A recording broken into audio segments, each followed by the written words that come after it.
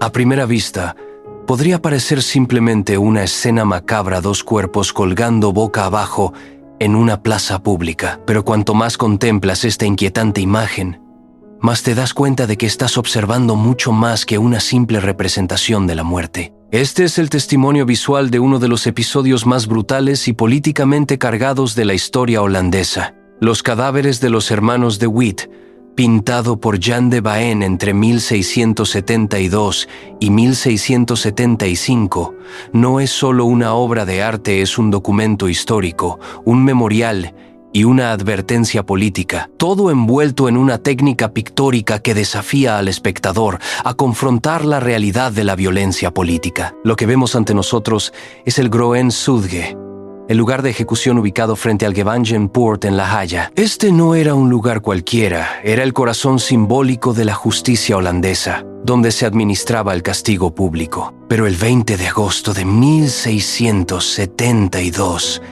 este espacio se transformó en el escenario de una venganza popular que trascendió los límites de la justicia formal. Los cuerpos que cuelgan son los de Johan y Cornelis de Witt, dos hermanos que apenas unas semanas antes habían sido figuras centrales del poder político holandés. Ahora penden desnudos, mutilados, en la máxima humillación pública que se podía imaginar en el siglo XVII. Para entender la magnitud de lo que estamos viendo, debemos conocer quiénes fueron estas víctimas.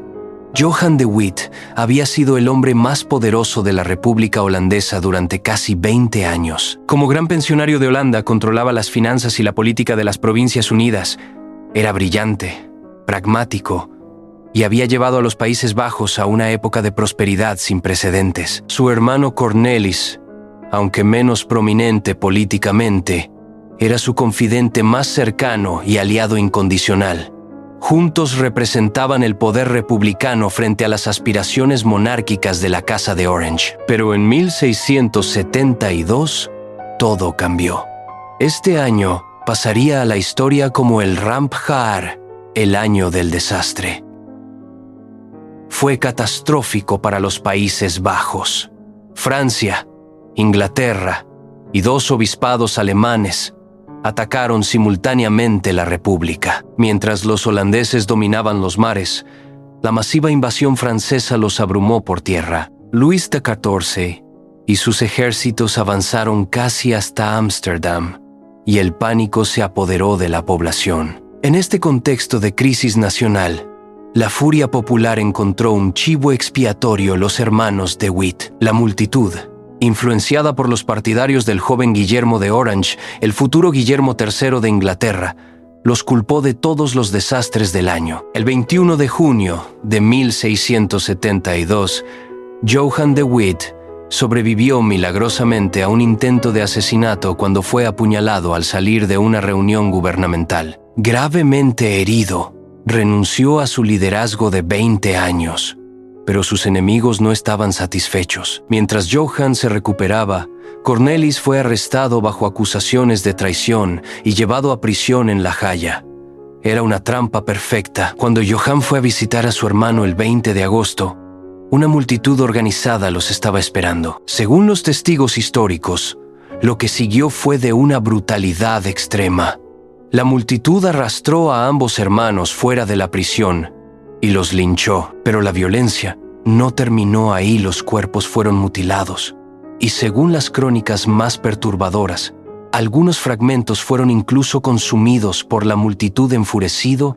Jan de Baen, el pintor de esta obra, era conocido por su meticuloso realismo, y aquí lo llevó a sus límites más inquietantes. Cada detalle anatómico está pintado con una precisión que resulta perturbadora.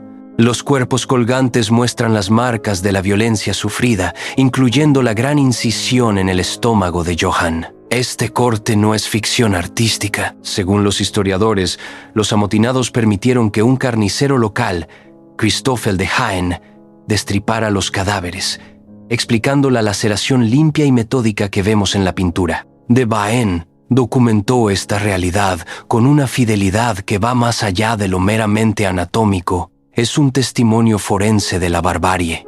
La posición de los cuerpos colgando boca abajo no es casual.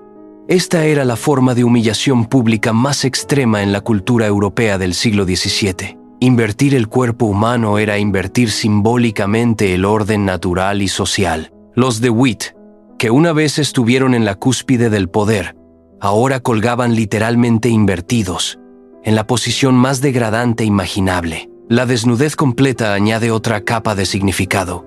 En una época donde la vestimenta indicaba estatus social, mostrar los cuerpos desnudos era despojarlos de toda dignidad y rango. Los hermanos que una vez vistieron las ropas del poder ahora eran exhibidos como carne desnuda. Esta pintura no puede entenderse sin el trasfondo de la lucha política entre dos visiones de gobierno. Los de Witt representaban el republicanismo, un sistema donde el poder emanaba de las ciudades comerciantes y las instituciones civiles. Los partidarios de Orange, por el contrario, favorecían un sistema más centralizado bajo el liderazgo de un stadtholder hereditario. La violencia del 20 de agosto no fue espontánea, fue el resultado de una campaña sistemática de deslegitimación política. Los partidarios del joven Guillermo de Orange, que tenía apenas 22 años cuando fue nombrado stadtholder y comandante en jefe, vieron en la crisis de 1670 la oportunidad perfecta para eliminar a sus rivales políticos. De Baen empleó una técnica que combina el realismo holandés con elementos casi documentales. La composición está cuidadosamente estructurada. Los cuerpos ocupan el centro de la imagen, mientras que los elementos arquitectónicos del fondo, las columnas y la estructura del patíbulo crean un marco que enfoca nuestra atención en la tragedia central. La paleta de colores es deliberadamente sombría. Los tonos terrosos y pardos dominan la escena, con toques de rojo que aluden sutilmente a la sangre derramada. Esta elección cromática no es meramente estética, refuerza el tono melancólico y grave de la obra. Una de las preguntas más fascinantes sobre esta pintura es quién la encargó y por qué. Pintar una escena tan políticamente cargada y gráficamente explícita no era una decisión trivial en el siglo XVII. ¿Fue una comisión de los partidarios de Orange para celebrar su victoria? ¿O fue un encargo de los simpatizantes republicanos para documentar el martirio de sus líderes? La respuesta no está clara, y esta ambigüedad añade otra capa de misterio a la obra. Lo que sí sabemos es que de Baen pintó esta escena varios años después de los acontecimientos, entre 1672 y 1675, sugiriendo que no fue una reacción inmediata, sino una reflexión calculada sobre los eventos. Los cadáveres de los hermanos de Witt funcionan como un memorial complejo. Por un lado, documenta la realidad brutal de la violencia política. Por otro, plantea preguntas incómodas sobre la naturaleza de la justicia popular y los límites de la democracia. La obra nos obliga a confrontar una paradoja histórica. Los Países Bajos del siglo XVII eran considerados uno de los lugares más tolerantes y civilizados de Europa, y sin embargo fueron capaces de esta explosión de violencia colectiva. La pintura de Baen nos recuerda que la barbarie puede emerger incluso en las sociedades más avanzadas cuando se combinan la crisis política, el miedo y la manipulación popular. 4 siglos después, esta pintura sigue siendo relevante. Nos recuerda cómo la violencia política puede erupcionar cuando las instituciones fallan y la demagogia encuentra terreno fértil. Los hermanos de Witt no fueron simplemente víctimas de una multitud enfurecida. Fueron víctimas de un cambio político calculado que utilizó la violencia como herramienta de transformación. La obra de Baen trasciende su momento histórico específico para convertirse en una meditación universal sobre los peligros del extremismo político y la fragilidad de las instituciones democráticas.